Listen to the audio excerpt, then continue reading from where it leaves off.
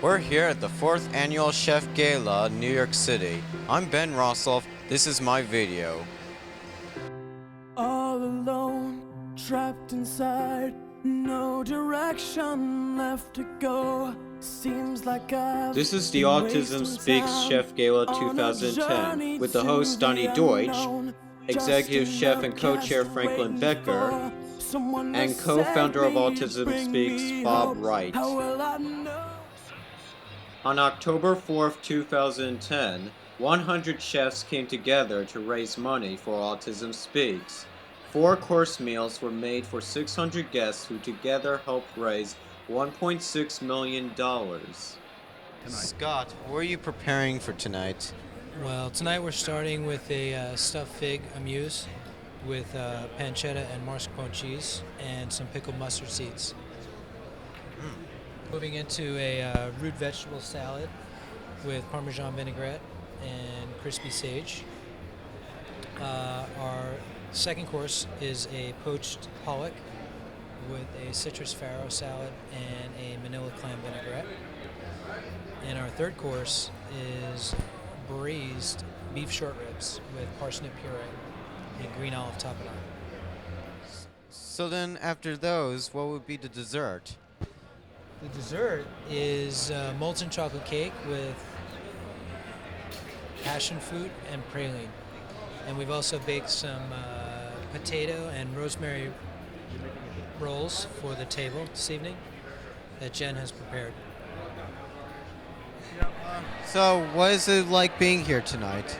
Well, I think this is one of the most special events, and I go to a lot of charity events, and there is no other event like this where you combine a great cause, great people, and the chefs donating their time for the night. I think it's a unique charity event for a great cause, and we'll be here every year they have this. What do you think about the food around here? I would argue that it's not a very good night to go out to dinner in New York City, right? All the best chefs are here tonight, right? So if you want a good meal in New York, this is the place to be tonight. So, you must be the chef and musician, huh? Not the musician, just the chef. Why did you decide to be a part of this event? I actually started the event. I'm the chairman of the event, and I started it because my eldest son has autism, so I wanted to try and find a cure and help. Didn't know that. So, how old's your son? He's 11. 11. So, he's like 2 years older than the founder of the Autism Speaks of kind of thing. He actually goes to school with Christian. How did you get interest? How did you get all these other chefs to volunteer with you? The chefs in general are very generous. They're very gracious, and they wanted to support me personally, and they came out and supported Autism Speaks. Have you ever read Eat This Not That or Cook This Not That? I have. Because, well, do you know the author of the? Are you friends with the author or not? Like, do you I'm not know? friends with the author, but I know the book very well. Well, maybe soon because I was thinking like there's some. I don't have Cook This Not That, but there's a recipes on the book from Eat This Not That 2010. Like at the end, like, the blueberry pancakes, the loaded pizza kind of thing. Like maybe I was thinking like having all these other places replace the worst foods with the best ones. What do you think Not of a that? bad idea. Not a bad idea at all. I think that if more people start eating healthy, maybe we'll have less autism. But that's my own personal opinion. Okay, now we're here with Bob Wright, the founder of Autism Speaks.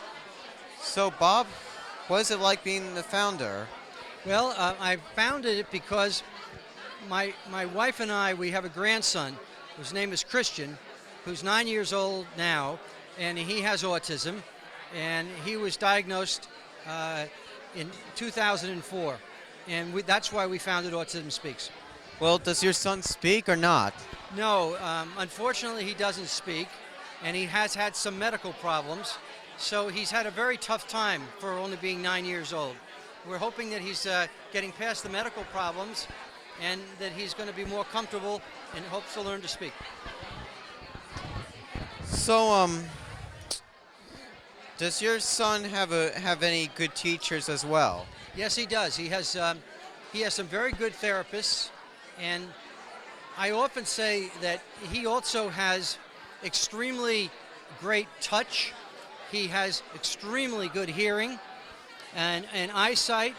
And I often tell people, I think he's very intelligent, but everything passes through his mind so fast.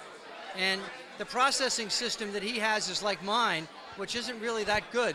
And he can't process all of the images and things, and he gets very frustrated when he can't, communicate. And I can see he gets angry at himself, which is sad. You know, some autistic people are afraid of something that might feel too weird to other people that are not autistic. What is your son afraid of? I don't know. I think that I don't know that he's afraid as much as he is frustrated, that he's unable to spend time on things he likes. His mind moves so quickly, and he's not able to speak and say what his concerns are. That just seems to be his greatest frustration. Well, is there a way to calm your grandson down? Well, he has a very good diet. He's actually very healthy in that sense. He eats very good food. He looks terrific for 9 years old. He's tall for 9 years old. Like this big? Yes, yeah, like that. He's almost like it's like an adult size. Yes. Well, no, he's not that, but but he is tall for 9, and he's a good-looking boy, and his frustrations. We want to help him get through his frustrations. I see now. Well, so now then here's another one. When did you start doing the walkathon? We started our walks in 2005, and we have 80 walks now around the United States, in most cities and in lots of towns. And then people come out with their relatives and children who are autistic or friends, and they're out there, and it's wonderful exposure. And politicians come out, and other people come out. That's how we've been able to pass legislation to get insurance for therapies, occupational, speech, other regular therapies which children need and adults need. We're now trying to figure out how to deal with adult housing and insurance for people that have autism. Thanks for all the information. It's very nice. I'm also here for Jerry Storage, the president of Toys R Us. So Jerry Storage, what is it like being president of Toys R Us for years? Well, it's a lot of fun. We love kids, and you can never forget the joy in what we do. Well, that's nice. So, did you come to the walkathon? I often go to the walkathons. Toys R Us sponsors the walkathons all around the country, and at any one of them, you'll see Jeffrey the Giraffe, and you'll see lots of our team members wearing Toys R Us T-shirts. From most of the stores, why don't they mostly sell old ones, but just new ones? New toys, you mean? Well, we sell, the old toys sometimes don't meet today's safety standards, so we focus on the new toys where we know they're thoroughly tested and up to date for 2010. All right. Thank you for the explanation. My pleasure. It's great chatting with you tonight. Okay, we're on live with Donald Trump's son, the junior of Donald. So, hey Donald, how's it like being in the Autism Speaks with Chef Gala tonight? Well, it's great. I really look forward. I'm a big fan of food, a big fan of the charity, Bob, and everyone who's been involved. They've just done an amazing job. So I'm really excited to be here tonight to support a great cause and to eat really well. What's your favorite chef from any cooking shows? Well, there's so many, between Bobby Flay, Mario Batali, all of these guys that are out there. So there's a lot of great chefs, and luckily, kind of brought up with an American father and an Eastern European mother. I have very diverse tastes when it comes to food, so I like a little bit of everything. Just depends what I'm in the mood for. How's your father, the senior of Donald Trump? He's doing great. He's doing great. I know he's also been a big supporter of this cause. He's been here many times before, so maybe he'll even be here tonight. Well, if Donald Trump doesn't work at The Apprentice anymore, maybe you or Ivanka, like maybe those people out there could vote for you or Ivanka to become the next host of The Apprentice. That may work. That may work. We're already on the show, but maybe we get to sit in the middle seat. Because as my opinion, maybe only a Trump should take over the show. I agree with that 100%. And that's especially because I'm a Trump. All right, now we're here with this famous guy from The Apprentice, Donnie George. All right, Donnie George, how important is the role of advertising and raising awareness about autism?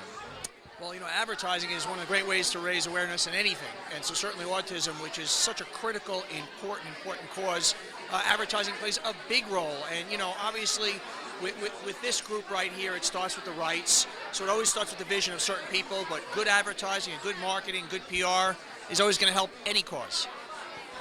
How did you get involved with the Chef Gala? I really got involved through the rights. Bob and Suzanne are friends of mine. When I used to have a show on CNBC, I interviewed them on the show. We did a whole show about autism, and they're very near and dear to my heart. So, when did you first come here? Come to Autism Speaks. Yeah. A few years ago, I got involved, and it's such a wonderful cause, and they're making such a difference, and it's just a privilege to be a part of it.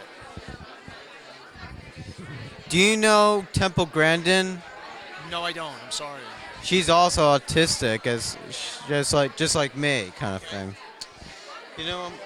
How's Donald Trump, by the way? Donald Trump is a good friend, and he's a wonderful guy. He's a great brand. What you see is what you get, and he's a very special guy. Maybe soon tell him that I want to speak to him, and me in the future, if Donald Trump doesn't work at The Apprentice anymore, maybe one of his kids could take over. Okay, I'll talk to him, and I'll try and set up a meeting with you guys. I'm sure he always likes to meet bright young people. Hey Kyle, how are you? I'm doing good. What do you think of the Long Island Walk yesterday? Oh, it was great. 27,000 people, not all in front of the stage, but just so many people just coming together for a single important cause. Have you been traveling to a lot of the walks? I did the walk in my hometown of Houston. I did the walks in Hartford, Connecticut, and in Pittsburgh. And I think I'm about to do the Houston walk again later on this month sometime. Well, did you meet anyone there that was interesting or inspiring to you? Well, as a matter of fact, yesterday I did meet Temple Grandin. There are a lot of people who have heard of her. What do people mostly want to know about you or the music? Just the fact that I happen to be a musician, songwriter, and performer that happens to have autism. That I appear as a voice for these people. Why do you think it's important to be involved with Autism Speaks? Well, because not only have they licensed one of my songs, it's just a really great organization that just creates autism awareness, throughout America and as well as the world, for that matter. Are you still in school or not? I'm in my third year of junior college back in Texas. In terms of college, I'm really studying really hard and working really hard. And I have a 3.4 GPA average so far, so that's pretty encouraging for me. How did you get involved with this? Did your teachers help, your parents, your friends, or anyone? Well, they all get involved in some way. My professors will have certain accommodations for me that will help me succeed with my studies and my classes. So, and I've been doing pretty well so far, so I can't complain too much. Do you tell people that you're autistic or not really? I just let them make their own promotion. I don't want to make a habit, of doing that all the time. Say, hey, by the way, I'm autistic. I want them to make the assumption that I happen to be a singer with autism. I know you love rock music, but some people have problems about like, like loud music. Like sometimes they faint. Like some autistic people out there have problems, kind of thing. But at least you don't. I could probably understand from some autistic people that they're sensitive, to certain stuff. But I've found a way to be, well balanced about that. Much more flexible, and I have come to embrace, a lot of forms of rock music. That's what, a lot of huge influences for me happen to be, great iconic rock bands over the years. What message do you want to give the whole world about autism? That it really is something to overcome if we just keep persevering. Thank you for making this song, Autism Speaks National Anthem.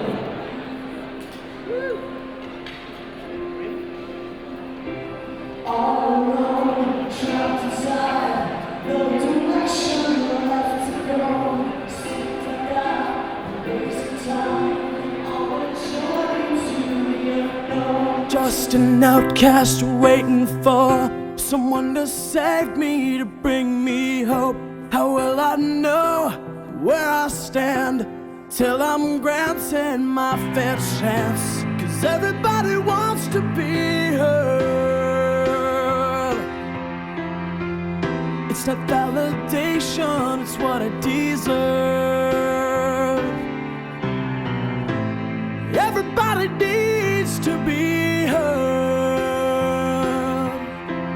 Heaven shouldn't be the only place to hear my words. So here's your chance to make it right. Go ahead and save a life. Lend an ear to show you care and make a smile of someone's cry. So here I am, all torn down. I hope to see you when I turn around.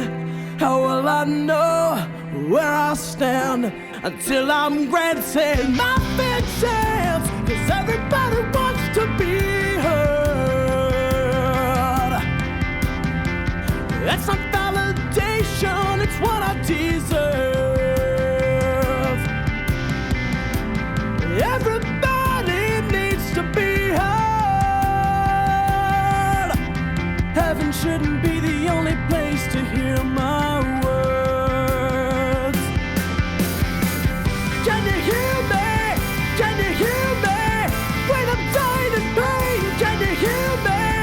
Can you hear me? Can you hear me? Great food, great causes, great people, and great experience. I'm Ben Rosloff at Autism Speaks.